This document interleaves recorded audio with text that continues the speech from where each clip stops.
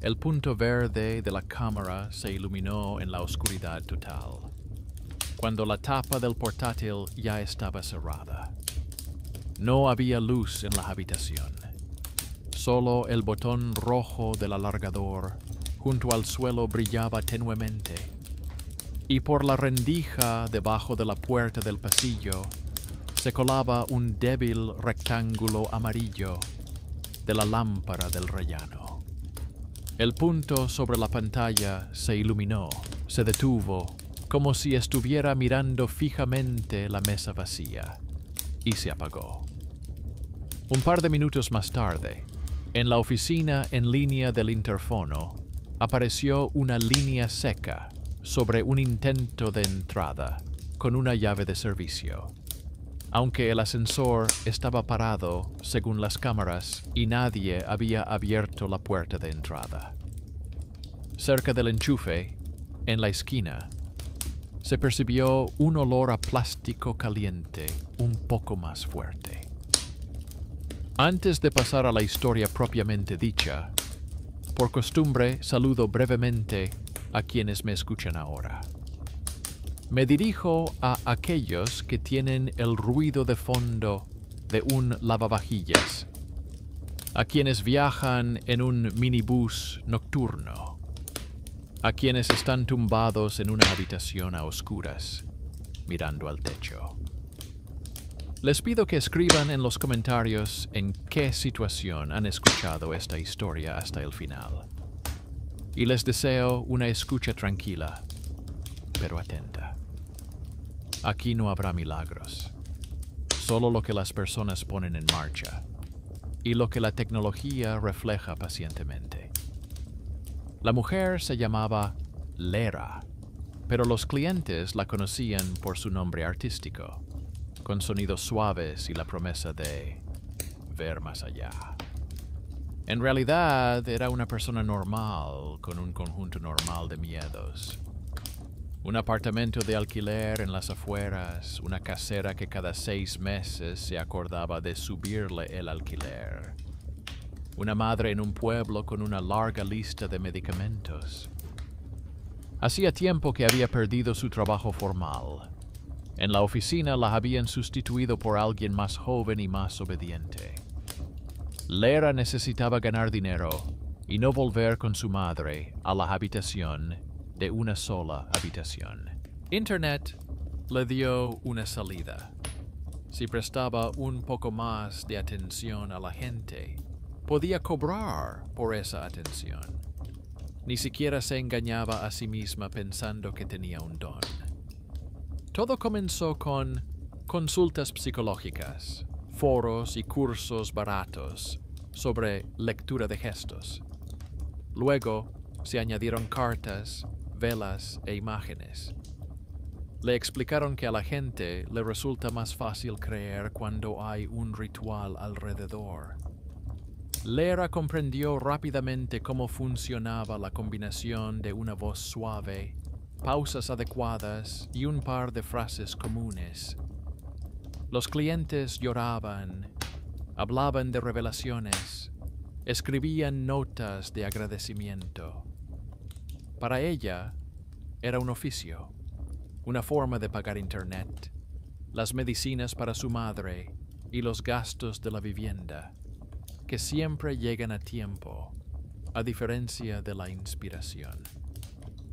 La habitación estaba decorada para la foto. Junto a la ventana había una mesa con un ordenador portátil, una lámpara de anillo y piedras de poder de una tienda online esparcidas por la superficie. En la pared detrás de ella, una cortina oscura para que el fondo quedara limpio. En la esquina, un alargador lleno hasta los topes. El portátil, la lámpara, el router, el cargador del teléfono. A veces, de ese rincón, salía un ligero olor a quemado, pero Lera solo abría más la ventana. No podía contratar a un electricista y apagar cualquiera de los aparatos significaba perder parte de sus ingresos. El miedo a quedarse sin vivienda siempre era más fuerte que el miedo a la instalación eléctrica. Lera tenía varias cosas que se repetían y a las que al principio no prestó atención. En primer lugar, en cada emisión aparecía el mismo espectador sin avatar, sin nombre, sin chat, solo un perfil vacío que entraba en directo un poco antes que todos y se iba después que todos. En segundo lugar, cuando la conversación se ponía especialmente tensa, el portátil empezaba a hacer más ruido, la luz anular a veces parpadeaba y el punto verde de la cámara se detenía un segundo más. Y, en tercer lugar, al día siguiente llegaban mensajes privados con agradecimientos similares. La gente no solo escribía que les había apoyado, sino que les había mostrado el camino. Esta palabra se repetía en diferentes personas, como si todos tuvieran el mismo patrón en la cabeza. En su infancia, Lera tenía otra imagen recurrente. En el aparador de su madre había una caja con cintas y fotografías en blanco y negro. En las fotos aparecían jóvenes con jerseys, sentados a una mesa con velas y tazas. En el centro siempre había alguien hablando y los demás escuchaban. A veces, en la foto se veía el micrófono de una vieja grabadora.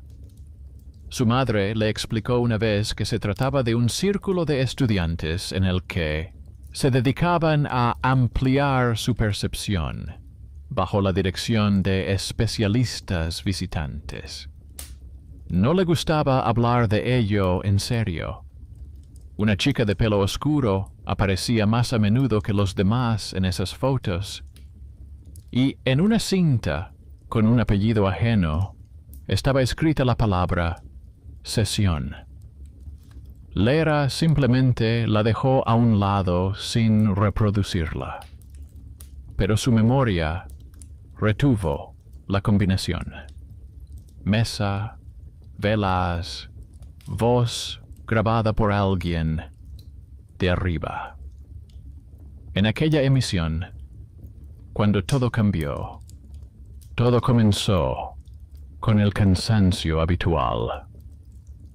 Por la mañana, Lera recibió un mensaje de la casera diciendo que el alquiler subiría a partir del mes siguiente. En cifras, parecía otro trozo arrancado de las remesas que enviaba a su madre. Recontó sus clientes, calculó cuántas emisiones adicionales necesitaría y decidió esa misma noche aceptar más solicitudes personales. La elección era sencilla. O bien giraba el aro luminoso y escuchaba las historias de los demás, o bien, en un par de meses, se plantearía dónde guardar las cajas con sus cosas. Los primeros interlocutores siguieron los caminos habituales. Una quería saber si habría un aumento. Otro, si volvería su ex. Lera escuchaba, hacía las preguntas adecuadas y tomaba nota de los detalles del interior. La vista desde la ventana, el tipo de taza, el estado de las paredes. Todo ello le ayudaba a adivinar en qué condiciones vivía la persona. Apenas pensaba en sí misma. Su mente seguía los mismos patrones de siempre. Entrada, preparación, mensaje. A mitad de la emisión, se conectó una mujer que en su solicitud había escrito sobre la pérdida de un ser querido y el miedo a quedarse sola. Lera vio una cocina familiar, azulejos claros, muebles baratos una nevera cubierta de imanes y notas. La mujer estaba sentada erguida, sostenía una taza con ambas manos, tenía los ojos rojos, pero se notaba que estaba cansada de llorar. Lera observó la ausencia de un anillo de bodas, la vajilla barata, el calendario colgado en la pared. Con estos detalles ya se podía construir una historia casi completa. Llevó a cabo la sesión siguiendo un esquema. Preguntó por la fecha del suceso, por el sueño que se repite, por los objetos que la persona no tira. La mujer confesó que esperaba constantemente señales, que buscaba cualquier coincidencia que pudiera tomar como confirmación. Lera ajustó cuidadosamente sus palabras, preparando un mensaje sobre que el difunto supuestamente estaba cerca y le indicaba el camino. En ese momento, la imagen se movió. A petición de Lera, la mujer apartó un poco el portátil para que en el encuadre no solo apareciera su cabeza, sino también el fondo. La cámara con enfoque automático comenzó a ajustarse obedientemente. Durante una fracción de segundo, el fondo se difuminó, convirtiéndose en una franja gris. En esa franja, Lera percibió algo demasiado uniforme, demasiado vertical para ser un juego de luces, como si entre la nevera y la puerta hubiera un poste borroso, que no se parecía ni a un armario ni a una cortina. La cámara, en lugar de volver al rostro, intentó enfocar esa franja. El objetivo hizo un ligero ruido y un punto verde parpadeó. Luego, la imagen volvió a recomponerse. La cocina, la mujer, los imanes. Lera se obligó a continuar sin cambiar el tono de voz. La clienta no notó nada.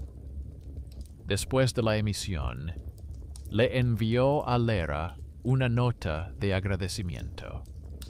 Había poco texto. La frase principal decía así: escribió que Lera le había mostrado el camino y que estaba contenta de que alguien finalmente hubiera visto a quien estaba a su lado. La frase se le quedó grabada a Lera como un fragmento. Hasta entonces, estaba acostumbrada a la palabra camino como un cliché. Aquí sonaba demasiado concreta. Por la mañana, Lera abrió la grabación del programa y, por primera vez en mucho tiempo, se vio a sí misma desde fuera. Avanzó hasta el momento deseado y apagó el sonido. Cuando la mujer apartó el portátil, Lera pulsó el botón de pausa. En la franja borrosa entre la nevera y la puerta, se veía claramente una silueta más oscura. Si se miraba en movimiento, la mirada se fijaba en el rostro de la clienta. En la imagen fija se veía otra cosa. Hizo una captura de pantalla y solo entonces se dio cuenta de otra cosa. Cuando la cámara flotaba, en el encuadre apareció una pequeña fotografía en blanco y negro sobre la nevera. En ella se veía a varias personas sentadas a una mesa con velas. El estilo de la ropa, la forma de la mesa, incluso la posición de las manos le resultaban familiares a Lera. Se parecía mucho a las fotos del aparador de su madre. Amplió la imagen todo lo que pudo. Los pequeños detalles se difuminaban, pero el dibujo general coincidía. 4 personas, un micrófono, velas, y alguien con el pelo oscuro a un lado, ligeramente de espaldas. Recordó la cinta con el apellido ajeno y la palabra sesión, y como su madre decía que una chica de su círculo había desaparecido después. Por primera vez se le ocurrió que esas historias no pertenecían al pasado como una pieza de museo.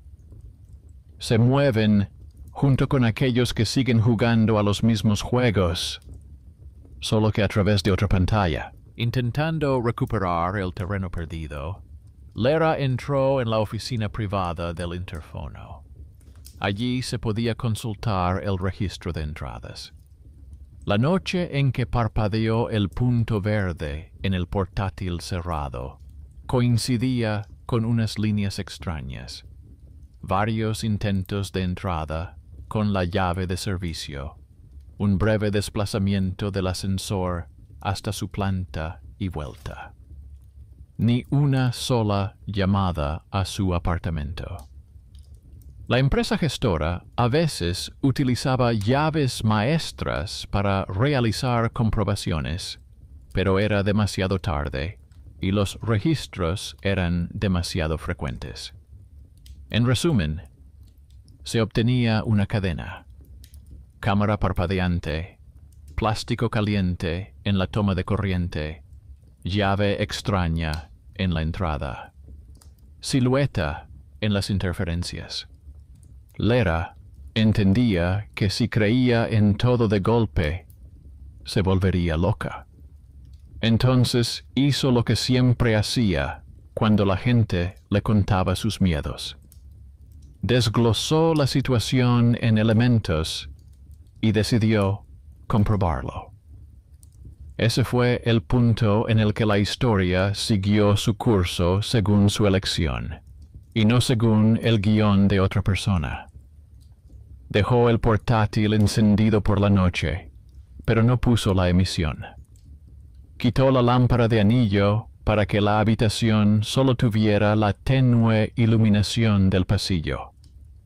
Colocó el teléfono de manera que la cámara frontal enfocara su mesa y la pantalla negra del monitor, en la que se reflejaba parte de la habitación. Ella se fue a la cocina y se sentó allí en silencio mientras la tecnología grababa el vacío. Durante varias horas no pasó nada. Luego, el teléfono registró un salto de brillo familiar. El punto verde de la cámara se encendió durante un par de segundos. La pantalla del portátil se iluminó ligeramente por un instante, aunque la tapa estaba cerrada. En el reflejo del monitor, una sombra oscura pasó por el borde de la mesa, como si alguien se hubiera puesto detrás de la silla y se hubiera inclinado hacia adelante. Por la mañana, rebobinó la grabación, segundo a segundo. En el momento en que se encendió el punto verde, se podía ver cómo en el ojo de la cámara se reflejaba no solo la habitación, sino también parte de otra imagen, filas de siluetas borrosas y granuladas, como si una película ajena se hubiera colado por un segundo en su monitor negro. En ese mismo intervalo de tiempo, en el registro del interfono, volvió a aparecer una línea sobre actividad del sistema sin entrada real. El indicador lo registró en las estadísticas, como si alguien invisible hubiera introducido la llave, pero hubiera cambiado de opinión y no hubiera entrado. Lera no le dio importancia mística al asunto. Hizo capturas de pantalla, anotó la hora y calculó quién más sabía de lo que estaba pasando. Y ahí apareció alguien que antes no había salido en la historia. No era un cliente, ni un vecino, ni una clave de servicio, sino alguien dentro de la gran plataforma, cuyas decisiones normalmente no salían a la luz, apareció en forma de una carta seca en el servicio de asistencia, sin avatares, solo el nombre y la firma del departamento responsable de la calidad de las transmisiones en directo. La carta decía que el sistema automático había detectado en su canal episodios con una participación inusual y extraños artefactos visuales. Se subrayaba que no había infracciones de las normas, pero los especialistas querían entender qué era lo que retenía a los espectadores en determinados segundos. Se adjuntaba un gráfico a la carta, una línea de atención uniforme, un repentino aumento en el fragmento con la cocina y las interferencias, y luego otra caída. Escribió que había revisado los fragmentos y había notado algo extraño. En los momentos en que la cámara perdía el enfoque, la imagen del fondo parecía cambiar no solo dentro de una habitación. En el ruido de compresión se adivinaban siluetas que no deberían estar allí. El sistema de reconocimiento de cualquier cosa permanecía en silencio. Pero la herramienta de moderación, entrenada para detectar cambios bruscos de escena, reaccionaba como si se hubiera mezclado otra capa en la emisión. Él admitió honestamente que no podía mostrarle el informe técnico completo, pero que podía intentar cambiar su canal a otro servidor y desactivar temporalmente algunos algoritmos mejoradores. Para ello, era necesario aceptar el modo de prueba. Él no podía tomar esa decisión, pero ella sí. Lera leyó la carta varias veces. No había nada sobrenatural en la redacción, solo palabras sobre viejos conjuntos de entrenamiento, sobre raros conflictos de flujos, sobre el hecho de que a veces se produce un eco de datos archivados en la transmisión en directo. Ella aceptó casi de inmediato. En su respuesta, pidió que se considerara como una limpieza técnica y no como un capricho. Adjuntó el tiempo de las interferencias, una captura de pantalla con la silueta y un ejemplo de mensaje con la frase sobre el camino. Él respondió de forma breve, pero concisa. Su canal se había puesto en modo de prueba. Se habían desactivado algunos adornos y filtros, y el sistema de grabación llevaría un registro ampliado. Al final de la carta, añadió de manera informal que a él mismo le interesaba saber a dónde llevaría todo esto, y que en su departamento no se enfrentaban todos los días a archivos que cobraban vida. Lera comenzó la siguiente emisión con la sensación de que detrás de ella había alguien que no solo la observaba como espectador, sino también como técnico. En la lista de espectadores, además del habitual perfil anónimo, apareció otro marcado como moderador interno. El chat siguió con los temas habituales. La gente pedía ver el camino, explicar las señales. Se dio cuenta de que cada palabra sobre el camino le resultaba ahora difícil de pronunciar. Durante las respuestas generales, mantuvo la conversación en un plano superficial. Se alejó de las imágenes y se centró más en consejos sencillos. Cuando una mujer de mediana edad, con la etiqueta repetición de consulta, se puso en la cola para la videollamada, Lera aceptó la llamada casi de forma mecánica. En la pantalla apareció una habitación con una estantería, una alfombra vieja y una pared cubierta de marcos. En uno de los marcos había una fotografía, en blanco y negro, con la misma mesa y las mismas velas. Lera vio siluetas familiares. Su madre, joven, estaba sentada un poco a un lado. Junto a ella, un hombre con gafas.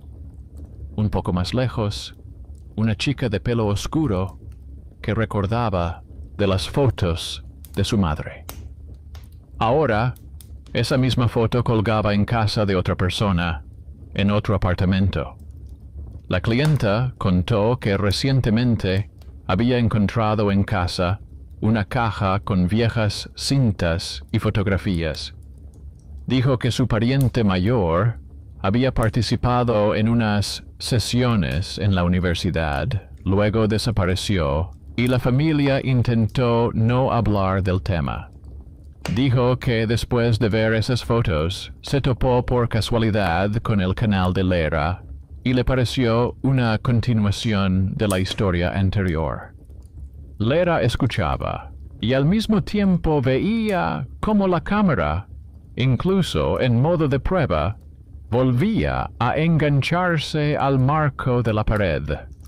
Cada vez que se ajustaba la exposición, el rostro de la chica de cabello oscuro de la fotografía se veía un poco más claro. Era como si la iluminación de la habitación no cambiara por voluntad de la lámpara, sino por voluntad de quien alguna vez había puesto la película en la caja. Después de la emisión recibió una nueva carta del mismo empleado. Confirmó que, durante la llamada, el sistema realmente había registrado una extraña mancha. En el flujo aparecieron fragmentos similares a un viejo video que se utilizó en su día para entrenar el algoritmo. No podía revelar oficialmente los detalles, pero insinuó que en el almacén había un conjunto de grabaciones domésticas digitalizadas de finales del siglo pasado. En ellas, unas personas sentadas alrededor de una mesa con velas hablaban de señales y elecciones. A este conjunto se vinculaban experimentos para mantener la atención. Por alguna razón desconocida, parte de estos guiones aparecían precisamente en su canal.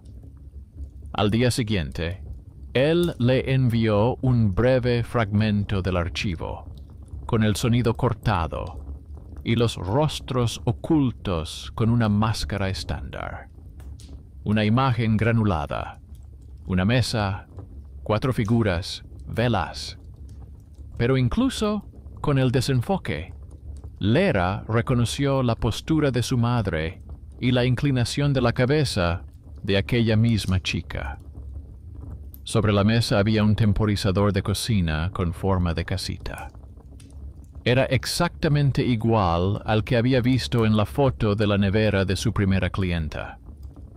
El objeto había viajado a través de las décadas, desde las mesas del círculo de estudiantes, pasando por la película, el archivo del instituto, el almacén digital, el kit educativo, una recomendación casual, hasta el fondo de la cocina de otra persona. Lera estaba sentada en su habitación alquilada, con un alargador junto a la pared y el olor a plástico caliente, y comprendía que a través de su éter no solo pasaba la inquietud ajena, sino también un viejo experimento que alguien había considerado en su momento material sin importancia. Podía seguir mostrando el camino, fingiendo que todo se basaba en su intuición. O podía empezar a desentrañar cómo habían llegado esos caminos a la pantalla. Eligió lo segundo, aunque eso significaba arriesgarse a quedarse sin unos ingresos cómodos. Cuando fue a visitar a su madre la siguiente vez, ya no eludió el tema. En el apartamento, donde todo seguía oliendo a sopa y medicamentos, sacó una vieja caja con cintas y le mostró a su madre una imagen impresa del archivo con rostros enmascarados. Su madre lo miró durante un buen rato y luego admitió que realmente había firmado los permisos para utilizar las grabaciones con fines científicos, con la esperanza de que quedaran guardadas en algún lugar recóndito. Le contó lo de aquella chica que se tomó demasiado en serio las palabras de los presentadores y, tras las sesiones, cambió radicalmente su vida. La versión oficial era que se había mudado. Los rumores extraoficiales hablaban de una tragedia sobre la que todos preferían guardar silencio. Mi madre dijo que, precisamente por esa historia, toda su vida había odiado que la gente jugara con las expectativas ajenas bajo el pretexto de una visión especial. Lera regresó a casa con una mezcla de culpa y claridad. Culpa por haber sido, en esencia, una nueva voz en el viejo esquema. Claridad en el sentido de que no existe ninguna silueta sin nombre. Hay personas que alguna vez se sentaron a una mesa con velas, contaron sus miedos al micrófono y creyeron que les indicarían el camino. Hay instituciones que convertían estas confesiones vocales en conjuntos anónimos para investigación. Hay plataformas que compraban estos conjuntos para que los algoritmos retuvieran mejor a la audiencia. Y está ella, sentada frente a su ordenador portátil, el último eslabón que accidentalmente se enganchó a esta cadena. A partir de ahí, todo dependía de las decisiones de gente pequeña a la que normalmente no se presta atención. De ella, de la empleada de asistencia, de la madre que, después de muchos años, finalmente contó la verdad.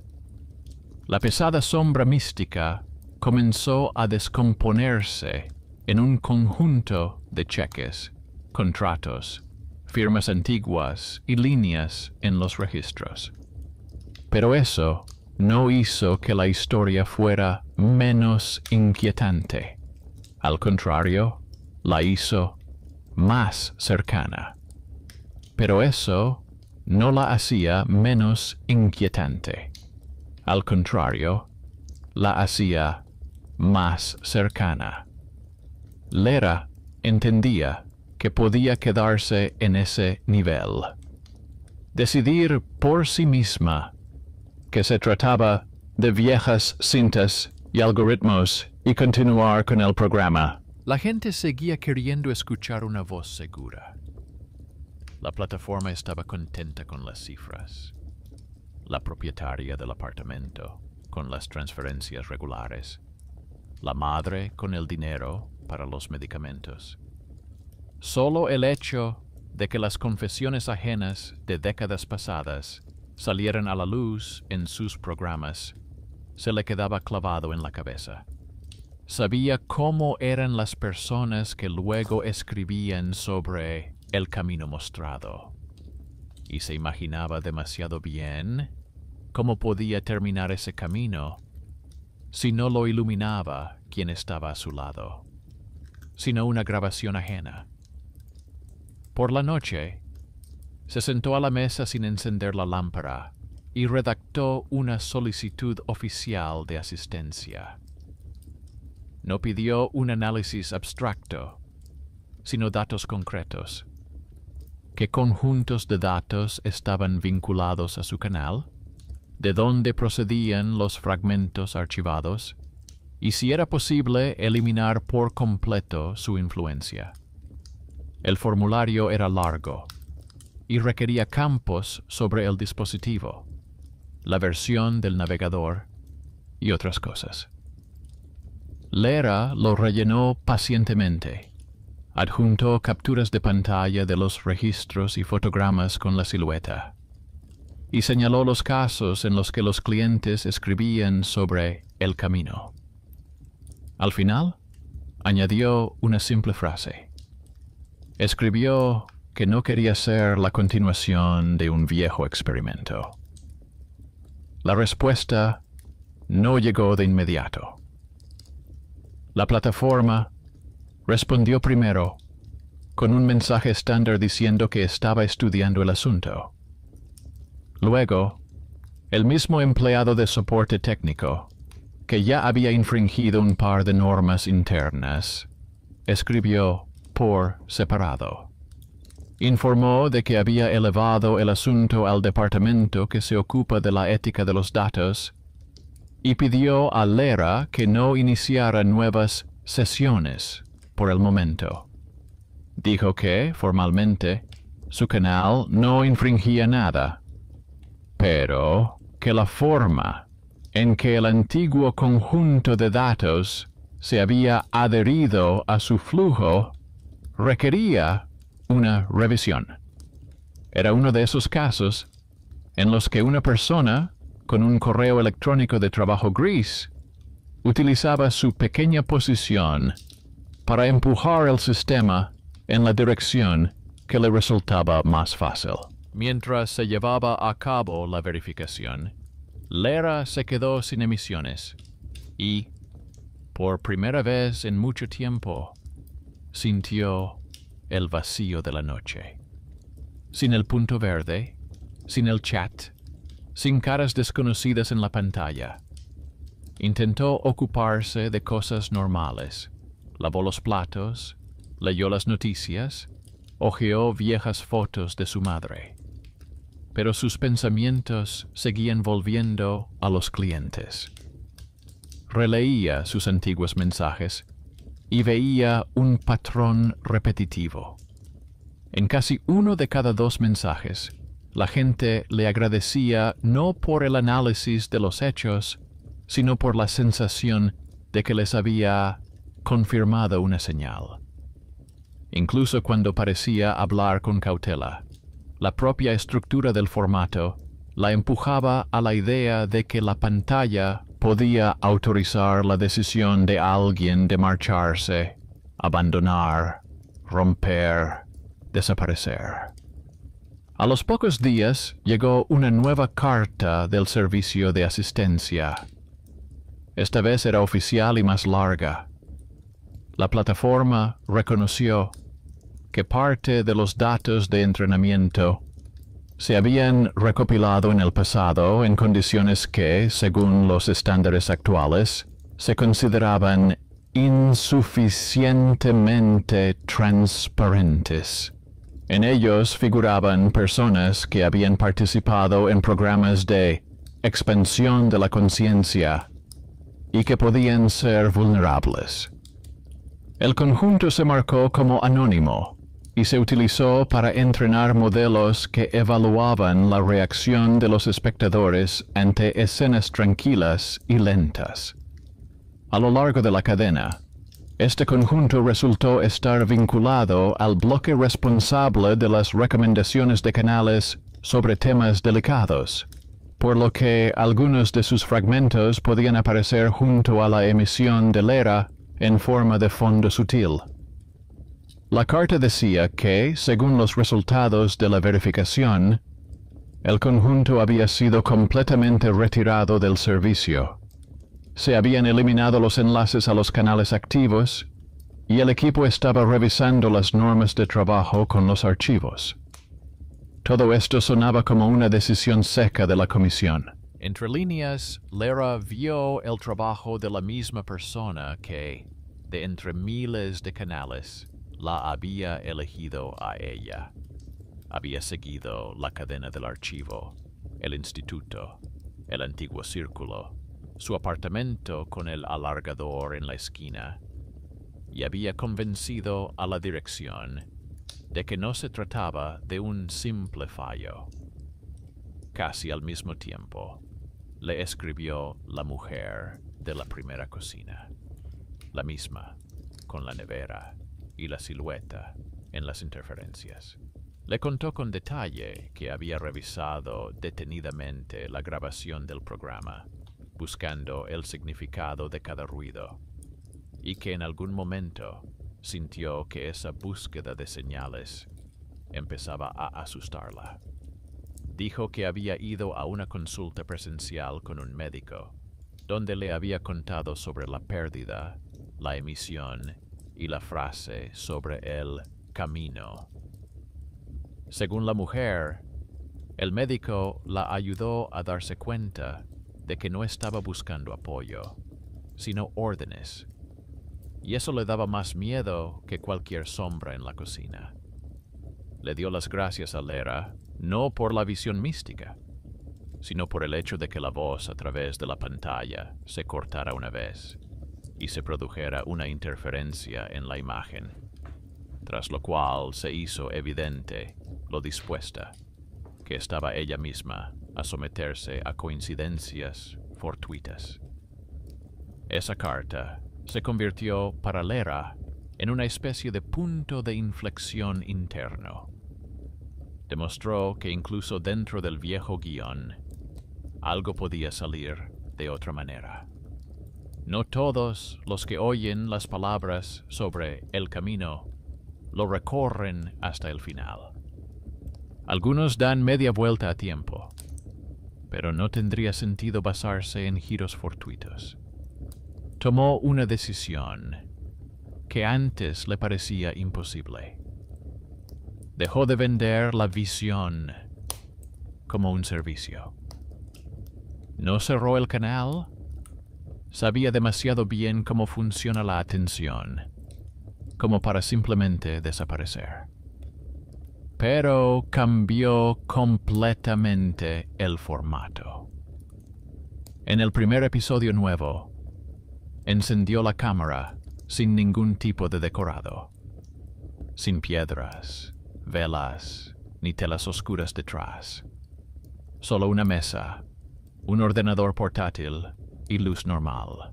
Al comienzo de la emisión, dijo con sinceridad que la antigua clarividente ahora no hablaría de campos y señales, sino de cómo son los que los producen. Explicó cómo se forman frases como «nos mostraron el camino», por qué los algoritmos elevan a la cima las imágenes con siluetas borrosas y por qué las antiguas grabaciones de los laboratorios pueden aparecer en las recomendaciones actuales.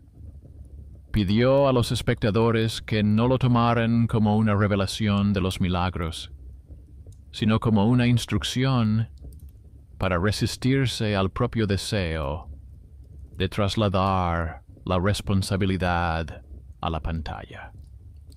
Parte de los espectadores se marchó casi de inmediato. El chat se vació, las donaciones cesaron. A algunos les resultó desagradable ver cómo una persona a la que estaban acostumbrados a considerar su guía renunciaba a ese papel. Pero otra parte se quedó. La gente escribía que por primera vez se enteraban de dónde procedían los trucos de la lectura en frío, como el montaje y la elección del ángulo ayudaban a sacar la emoción deseada, como el servidor fomentaba las formulaciones alarmistas y porque las gracias por el camino se acumulaban entre aquellos que no sabían en absoluto a dónde ir. El espectador anónimo seguía apareciendo, pero su comportamiento había cambiado. Al principio, como siempre, entraba un poco antes del comienzo y permanecía en silencio en las estadísticas. Luego, una noche, desapareció en medio de la emisión, en la que Lera analizaba cómo las viejas cintas convertían a las personas de participantes en conjuntos de etiquetas. no volvió a aparecer. En los registros del interfono desaparecieron las extrañas entradas de servicio por la noche.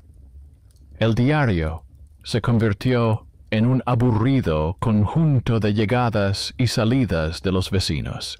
El electricista, al que ella llamó por su cuenta, cambió el viejo enchufe, le ofreció otro alargador y murmuró algo sobre la sobrecarga de las líneas. El olor a plástico caliente en la esquina desapareció y se convirtió en polvo normal. Las figuras reflejadas en el monitor no se disolvieron de inmediato. Al principio, cuando se sentaba por la noche frente al ordenador portátil, todavía le parecía que se condensaba una sombra detrás de la silla. Pero al comprobarlo con la cámara del teléfono, solo veía un pasillo vacío, la puerta y el papel pintado. Sin mesas ajenas, sin velas, sin temporizadores con forma de casitas. Y cada vez que se convencía de que en el encuadre solo aparecía su propia vida, sentía un pequeño pero notable alivio. Por supuesto, el dinero empezó a llegar de otra forma. Por un análisis honesto de cómo funcionan las manipulaciones, se paga menos que por promesas seguras. Tuve que buscar un trabajo normal con un horario fijo y un aburrido sistema de bonificaciones. Al principio, mi madre, que vive en un pueblo, no entendía por qué su hija desmontó hasta el último tornillo de lo que la mantenía a flote. Pero al enterarse de que las antiguas grabaciones de su círculo ya no circulaban por los servidores y que el conjunto había sido incluido en la lista de prohibidos, admitió que ahora le resultaba más fácil vivir con el recuerdo de aquella chica de cabello oscuro. Al menos, su voz ya no se mezclaba con el batiburrillo de inquietantes emisiones ajenas. El empleado de soporte, que se convirtió en un aliado invisible para Lera, siguió siendo una persona con un nombre neutro en el correo electrónico.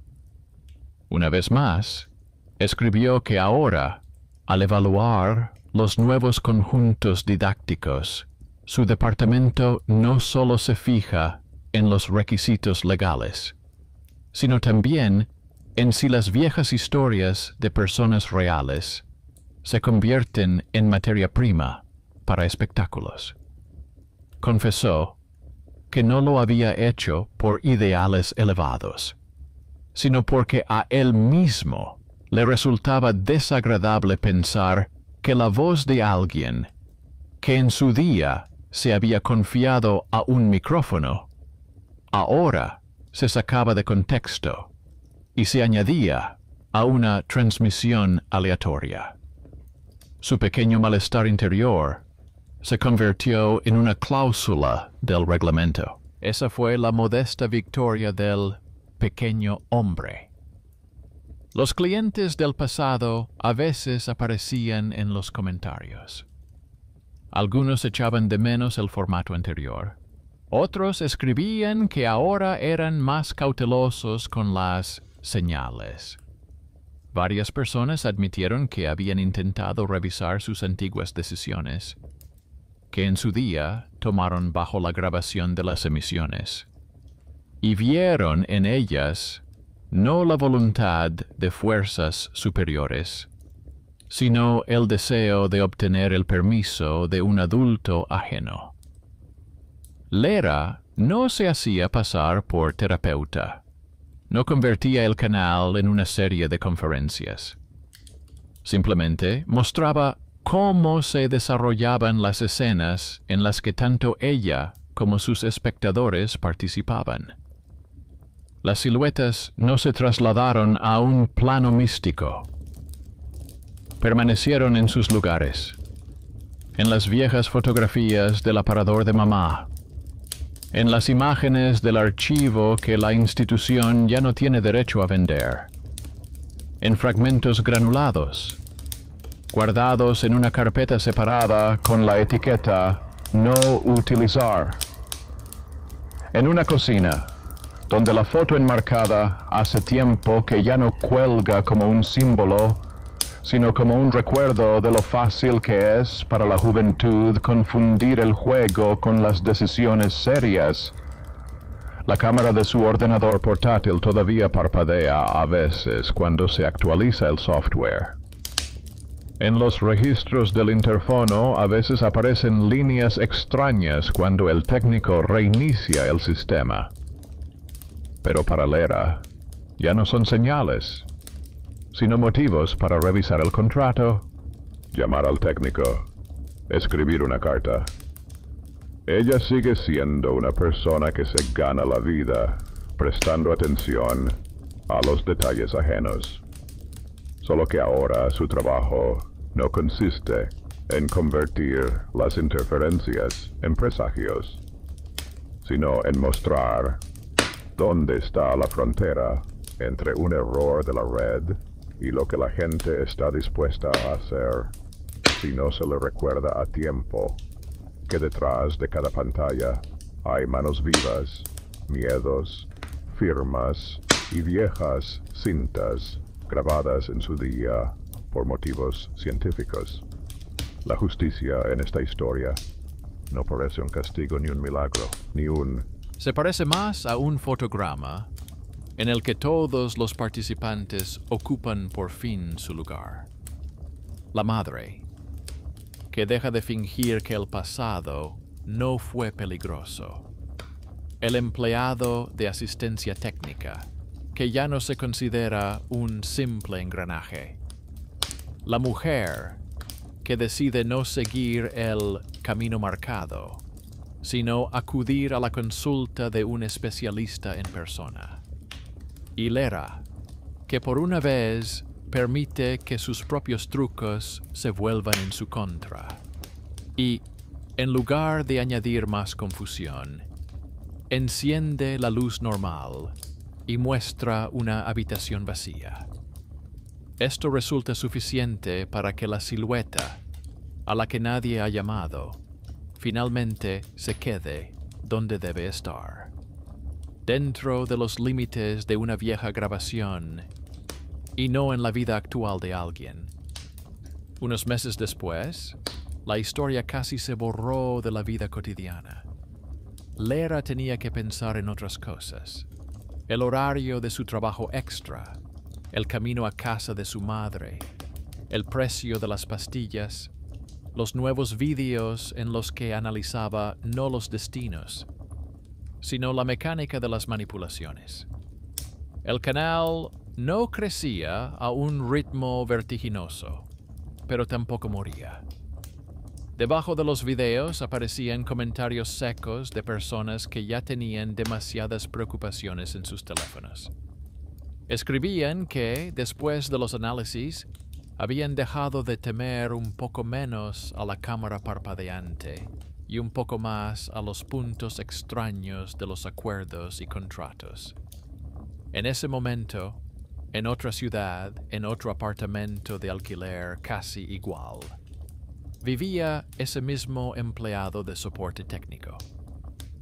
Tenía su propio cansancio, informes interminables, colas de tickets, quejas automáticas, discusiones con sus colegas sobre lo que se consideraba normal.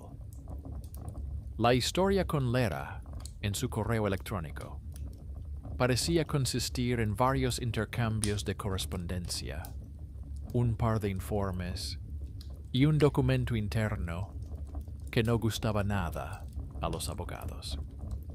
Pero él seguía volviendo a esas cartas de vez en cuando. Tenía que revisar otros canales. Entre las transmisiones de videojuegos, los programas de cocina y los blogueros gritones, también había nuevos clarividentes. Los algoritmos señalaban un patrón familiar: transmisiones largas, gestos lentos, personas que se sentaban frente a la cámara durante horas y esperaban a que alguien les dijera qué hacer con su miedo. En algún lugar al margen de estas transmisiones, volvió a haber picos de participación en lugares vacíos. Ahora sabía dónde mirar. Aprendió a frenar esas historias antes de que se convirtieran en otro enredo. Al ver artefactos extraños, no esperaba quejas. Planteaba la cuestión de los datos, comprobaba si algún conjunto olvidado se había adherido al nuevo canal. El argumento era sencillo y comprensible para los superiores. No era rentable para la plataforma que las antiguas grabaciones, recopiladas en condiciones dudosas, salieran a la luz en una transmisión en directo y luego se escribiera sobre ello. A nivel de sistemas, hablaba con un lenguaje seco sobre los riesgos. En realidad, lo motivaba la desagradable sensación de que la voz de alguien del pasado se convirtiera de nuevo en el telón de fondo del pánico de otra persona. A veces entraba en el canal de Lera ya no como moderador, sino como espectador. Ponía sus vídeos de fondo mientras revisaba las solicitudes de otros. La oía explicar con calma que la sensación de señal suele aparecer cuando una persona ya ha tomado casi una decisión, pero tiene miedo de reconocerla como propia. Como muestra donde el marketing presiona la necesidad de trasladar la responsabilidad, como desglosa en componentes las técnicas que ella misma utilizó en su día. En su voz no había autocompasión, había algo de lo que él mismo carecía. La paciente clasificación del miedo desordenado en estantes comprensibles. Sabía que la mayoría de los espectadores nunca se enterarían del viejo experimento, de las cintas, de cómo un conjunto de datos se había quedado atascado en los algoritmos. No lo necesitaban. Les bastaba con que en su imagen personal del mundo apareciera al menos alguien que no se dejara llevar por cada ruido. La madre de Lera también siguió viviendo con esta historia a su manera. A veces sacaba la caja con las cintas para asegurarse de que estaban en su sitio, y luego la volvía a guardar en lo más profundo del aparador. Llegó una carta oficial del instituto, en la que se reconocía que parte del trabajo de aquellos años no se ajustaba a las normas éticas actuales. Había muchas palabras cautelosas y ninguna responsabilidad personal. Pero el mero hecho de reconocerlo ya era para ella una especie de disculpa. No tiró las cintas. Se dijo a sí misma que no era una maldición, sino un recordatorio. Cuando una persona se sienta ante el micrófono, es imprescindible que haya alguien que piense en las consecuencias, no solo en lo interesante que resultará la grabación. Y a aquella mujer de la cocina, con imanes en la nevera y una fotografía en blanco y negro, la vida no le dio un final místico ni heroico. Seguía yendo a su terapeuta, a veces enfadada, a veces cansada, a veces dando pequeños pasos. No quitó la fotografía, pero dejó de verla como una carta. Se convirtió simplemente en una foto familiar en la que alguien buscó alguna vez respuestas donde no las había. A veces ponía las grabaciones de Lera en el nuevo formato y las escuchaba no en busca de señales, sino de un punto de apoyo. Alguien en otro apartamento cuenta con sinceridad cómo funcionan los mecanismos de seducción. En el vestíbulo de Lera, el interfono a veces seguía emitiendo extrañas frases después de cada nueva actualización. El electricista venía una y otra vez, cambiaba pequeñas cosas y refunfuñaba sobre el viejo edificio. El ascensor a veces se detenía entre pisos, lo que hacía que los residentes pulsaran nerviosamente los botones. Por la noche, se oían portazos y pasos en la escalera. El edificio seguía vivo, con sus ruidos y averías, pero en ese ruido ya no había esa mezcla concreta. El parpadeo de la cámara, la entrada sin nadie, la silueta de la vieja película, y la frase sobre mostrar el camino. Lera a veces se sorprendía a sí misma, escuchando inconscientemente esos ruidos. Sabía lo fácil que era para el cerebro completar la imagen si se le empujaba. Sabía que en cualquier sombra se podía ver a cualquiera si se estaba lo suficientemente cansado. Y cada vez que notaba este reflejo en sí misma, no intentaba deshacerse de él. Simplemente se decía a sí misma que en ese momento no debía ahogar el miedo con un ritual, sino comprobar qué decía el contrato. ¿Quién era el responsable de la instalación eléctrica? ¿Quién había firmado los papeles? ¿Quién pulsaba los botones? La historia, que comenzó como una historia de terror sobre un medium que veía una silueta en la cámara, terminó como rara vez terminan las historias de terror, con aburridos documentos, cartas internas, solicitudes de apoyo y revisión de los reglamentos. Fue precisamente ese aburrimiento lo que supuso un gran alivio. Donde antes parecía que alguien estaba detrás, ahora solo quedaban personas vivas con sus errores, sus puntos ciegos y la posibilidad de reconocer, al menos de vez en cuando, esa ceguera.